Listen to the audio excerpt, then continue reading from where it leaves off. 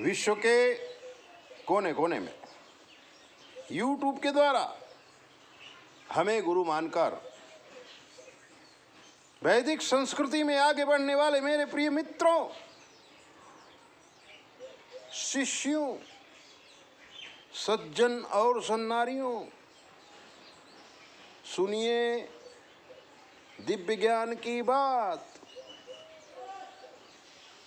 लोग पितरदोष से बहुत परेशान हैं और पितरदोष को समझना बहुत कठिन है। लोग गया जी जाते थे, प्रयागराज जाते थे, अनेक तीर्थों में जा करके त्रिपिंडी श्राद्ध, गया जी की श्राद्ध, भागवत सप्ताह, अनेक प्रकार के यज्ञ करते हैं। साल 2 साल तक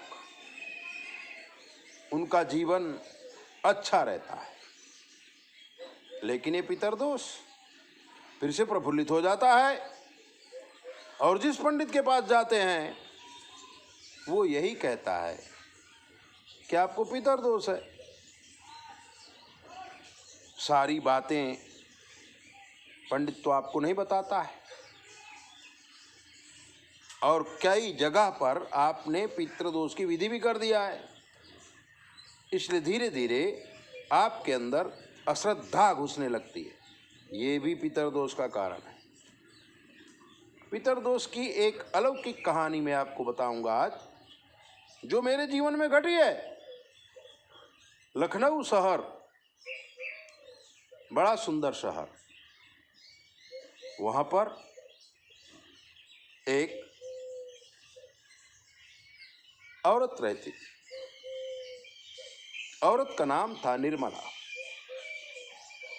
निर्मला ने हमें फोन किया, गुरुजी आप बहुत अच्छा बोलते हैं,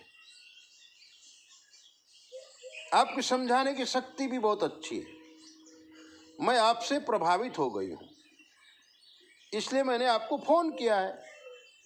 मैंने कहा ठीक है, आप बताओ आपको क्या तकलीफ है। बोलो गुरुजी तकलीफ तो बहुत लंबी है। मैंने कहा ठीक, बताओ तो सही। उसने कहा मेरे 2 लड़का हैं, बड़ा लड़का तो 2 लड़कियां हैं। पत्नी के साथ झगड़ा हो गया तो वो घर छोड़ करके अलग रहने लगा। अच्छा बड़ा ऑफिसर है, लेकिन हमको खर्चा नहीं देता था, अपनी पत्नी को खर्चा देता था, लेकिन पत्नी के पास नहीं रहता था। पत्नी मेरे साथ रहती थी, मेरे साथ मेरा छोटा बेटा और उसकी बहू भी रहती थी, यानी कि 2 पुत्रवधू और 1 बेटा और मैं और मेरा पति। इतने लोग हम घर में रहते थे। मैंने कहा ठीक है, और आगे क्या हुआ। बोली मेरी छोटी वाली जो बहू है वो अपने मैके जाती है और वहां से कुछ करवा के लाती है, तो मेरी बड़ी बहू भी मुझे छोड़कर चली गई।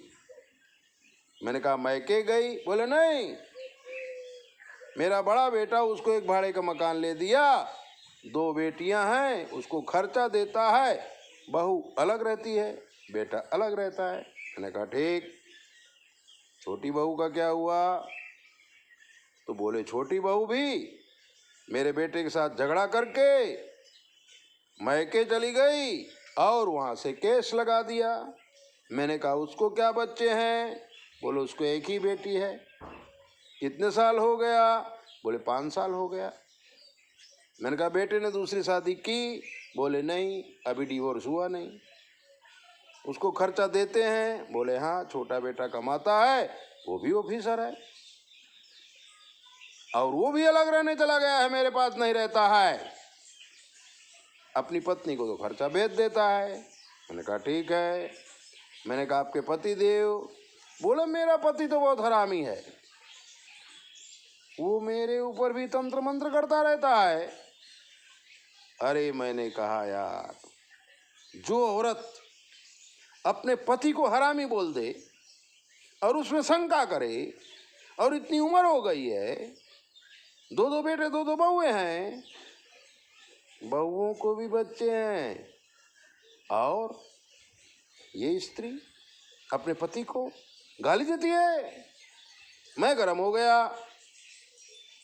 मैंने कहा तेरे ऊपर भयंकर श्रापित दोष लगा हुआ है मैके से। अगर इस घर को किसी ने बिगाड़ा है तो तुमने बिगाड़ा है। अगर सुखी होना चाहती है तो शंकर भगवान की आराधना कर।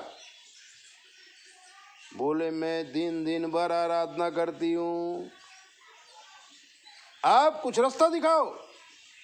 मैंने कहा रास्ता यही है कि अपने पति के साथ प्रेम कर, उसकी सेवा कर और ओम नमः शिवाय का जप कर। वो कहती मेरा पति सेवा करने लायक नहीं है गुरुजी। मैंने कहा ठीक है, मैं ऐसा कुछ कर देता हूँ कि तेरा पति सुधर जाएगा। अरे बोले वो नहीं सुधरेगा, आप 1 महीने तक जो पूजा करेंगे वो 1 ही दिन में किसी तांत्रिक से मिटवा देगा। मैंने कहा जब मेरे ऊपर तेरे को विश्वास नहीं है, मेरी वाणी को तुम मानती नहीं है, तो फिर मुझे फोन क्यों किया? बोले फोन इसलिए किया है कि आप चमत्कार दिखाओ। मैंने कहा मैं कोई चमत्कार मेरे पास नहीं है माँ जी, मैं तेरे चरणों में नमस्कार करता हूँ। अगर तुझे सुखी होना है तो अपने पति की सेवा कर, ओम नमः शिवाय का भजन कर, और जब तेरा भजन पूरा हो जाएगा तो दोनों बेटा, दोनों बहुएं, दोनों बच्चियाँ, तीनों बच्चियाँ तेरे शरण में आ जाएंगी, तू सुखी हो जाएगी। नहीं तो बुढ़ी अवस्था में बहुत परेशान होगी। वो नहीं मानी। इसको भी भयंकर पितरदोष कहते हैं। एक कुटुंब को तितर बितर कर दिया और सुधरने को तैयार नहीं है। ऐसे ही लोग नरकवासी होते हैं, पशु योनि में जाते हैं। ये बात भी बहुत अच्छी है, जिसका वंशनाश हो जाता है वो पशु योनि में जाता है। लेकिन अगर पता चल जाए कि वंशनाश हो रहा है तो माया मोह छोड़ देनी चाहिए, ईश्वर की आराधना करना चाहिए, मोक्ष का रास्ता ढूंढना चाहिए, तो फिर से आप मानव बनेंगे।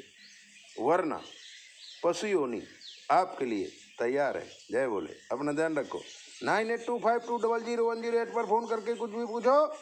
चैनल सब्सक्राइबर करो, लाइक करो, ज्ञान की बातें सुनो, फालतू मैसेज मत भेजो। और हमसे बात करनी है तो 2 से 6 में करो। जय बोले।